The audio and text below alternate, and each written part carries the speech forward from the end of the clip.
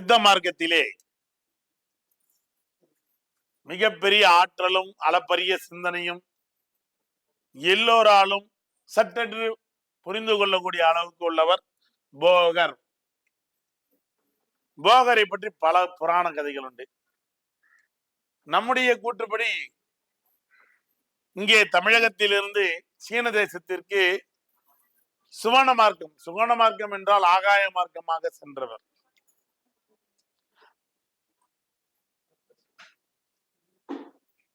சீன தேசத்திலே சென்று பல்லாண்டுகள் அங்கு மன்னராக வாழ்ந்தவர். போகம் என்ற சொல்லுக்கு மனிதனுடைய சுக போகம் உண்டு. போகம் என்றாலே மகிழ்ச்சி, ஆனந்தம், இவையெல்லாம் அளிக்கக்கூடியவர். இந்த போகர் ரசவாதத்திற்கு தேவையான மூலிகைகளை தேடி சோன மார்க்கமாக காடு வழியே பயணம் செய்து அவற்றையெல்லாம் சேகரித்த சஞ்சீவி மூலிகைகளை மூட்டையாக கட்டி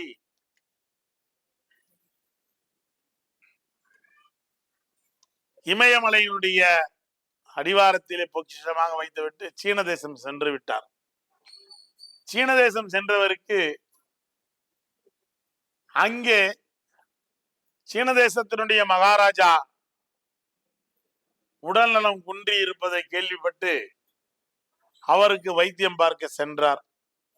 ஆனால் இவர் போவதற்குள் அவர் தன்னுடைய மூச்சை நிறுத்திவிட்டார். இருப்பினும் அவருடைய கூட்டுக்குள்ளே அவர் புகுந்து சீன தேசத்து ராஜாவாக வாழ்ந்து வருகிறார். இவருடைய சீடர்களான புலிப்பாணியும்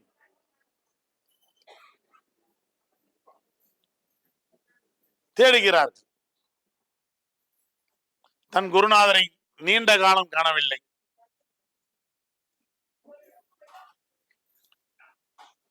என்ன செய்வது? அப்படி தேடிக்கொண்டு இவருடைய சீடர்கள் சோன மார்க்கமாக செல்கிறார்கள். அப்படி செல்லும் போது போகர் சீன தேசத்தினுடைய மகாராஜாவாக ஹரியாசனை செய்து ஹரியாசனத்தில் அரசனாக வீற்றிருக்கிறார். இவர்கள் கண்டுகொண்டார்கள், மறு உருவத்தில் இருப்பவர் நம்முடைய போகர் என்று. உடனடியாக அவரிடத்தில் எடுத்து ஏம்புகிறார்கள். குருவே, தாங்கள் இந்த வேலையாக வந்தீர்கள், இன்றைக்கு இவ்விடத்தில் ஒரு ராஜாவாக வாழ்ந்து கொண்டிருக்கிறீர்கள் என்று. போகருக்கு நினைவு திரும்புகிறது. மீண்டும் சீன தேசத்திலிருந்தே வர வேண்டும். அப்படி வருவதற்கு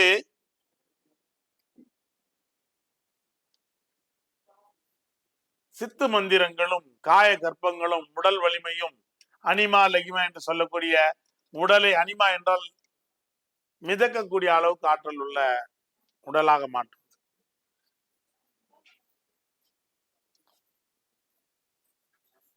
அப்படி அவருடைய உடல் இந்திரிய போக வாழ்க்கையிலே இருந்து விட்டதால் தன்னுடைய உடலை மீண்டும் சித்த நிலைக்கு ஆட்படுத்த முடியவில்லை. புலிப்பாணியினுடைய முதுகிலே ஏறி புலிப்பாணி சித்தர் இவரை சுமந்து மீண்டும் பழனிமலைக்கு கொண்டு வந்து அமர வைத்து இவருக்குரிய மந்திரங்கள், மீண்டும் சித்த மந்திரங்களை உபதேசம் செய்ய வேண்டும்.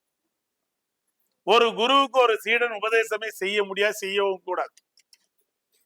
இங்கேதான் குரு சீடன் பாரம்பரியம் என்பது மிக சக்தி வாய்ந்ததாக கருதப்படுகிறது. குரு எவ்வழியோ சீடன் அவ்வழி. அப்ப தன்னுடைய குருமார் தனக்கான அந்த மந்திர சக்தி, சிற்சக்தி எல்லாம் விட்டுட்டார். அவர் போகத்தில் தெளித்திருந்தார். அவருக்கு எப்படி மீண்டும் அந்த சக்தியை கொடுப்பது அப்படி என்று நினைக்கும் பொழுது அவருக்கு ஒரு உபாயம் தோன்றுகிறது. குருநாதருக்கு சொன்னாதான தப்பு.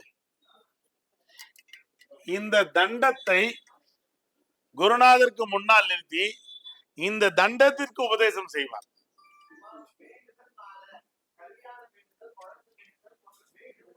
இந்த தண்டத்திற்கு உபதேசம் செய்யும் போது இந்த உபதேச வார்த்தை எதிரிலுள்ள குருநாதர் காதில் விழும். மீண்டும் தன்னை புதுப்பித்துக் கொள்ளலாம். இந்த தண்டத்திற்கு உபதேசம் செய்ததனால் பழனிமலை இருப்பவன் தண்டாயுதபாணியாக கருதப்படுகிறார். இது தண்டம், ஆயுதம். பாணி என்றால் மனிதன் என்று ஒரு பொருள் உண்டு. அந்த தண்டாயுதபாணியாக அங்கு முருகப்பெருமான் இந்த உபதேசம் வாங்கிய இந்த தண்டம் பெரும் தண்டமாக இருக்கக்கூடாது என்பதால் முருகப்பெருமானே அக்கோலத்தில் நின்று தண்டத்தை ஏந்தி தண்டாயுதபாணியாக பாலசுப்பிரமணியாக அரோகரா என்னும் கோஷத்தோடு அமர்ந்து நமக்கு அருள்பாலிக்கிறார். எந்த வினையாயினும் இந்த உலகத்திலே சித்த மருத்துவத்திலே முதல் மருந்து என்றால் பழனியிலே கிடைக்கும். எப்பேற்பட்ட நோய்க்கும் மருந்து உண்டு பழனியிலே. இன்றைக்கு கூட சித்த வைத்திய சாலைகள் அதிகமாக உள்ள இடம் என்றால் பழனி. இன்றைக்கு உலகம் முழுவதும் இருந்து, ஆனால் ஆதி காலத்திலே ஏன் அங்கு அத்தனை பிரசித்தம் என்றால், அங்கு போகர் உருவாக்கிய நவபாஷண சிலையிலிருந்து வெளிப்படக்கூடிய ஆற்றல்கள், அணு ஆற்றல்கள், கதிர்வீச்சுகள் எல்லாம் அவருக்கு அபிஷேகம் செய்யும் போது அந்த நீர் வழியாக வெளியேறி அந்த நீரை உள்குடிப்பவர்களுடைய நோய் குணமாகியது. நிச்சயமாக குணமாகியது.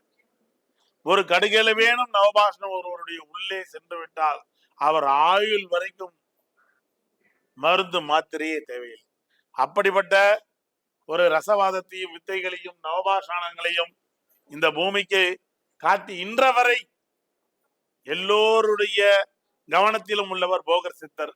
அவரை வழிபாடுகளும் வந்தனம் செய்து இந்த பரணியில் பிறந்து தரணி ஆளவும், பூரத்தில் பிறந்து நாராயணனுடைய இருந்தும் பூராடத்தில் பிறந்து நாடாளவும் வழிபாடும் வந்தனையும் செய்து வாழ்வில் வளம் பெறுவோம். வாருங்கள். ஓம் போகர் சித்தாய நம.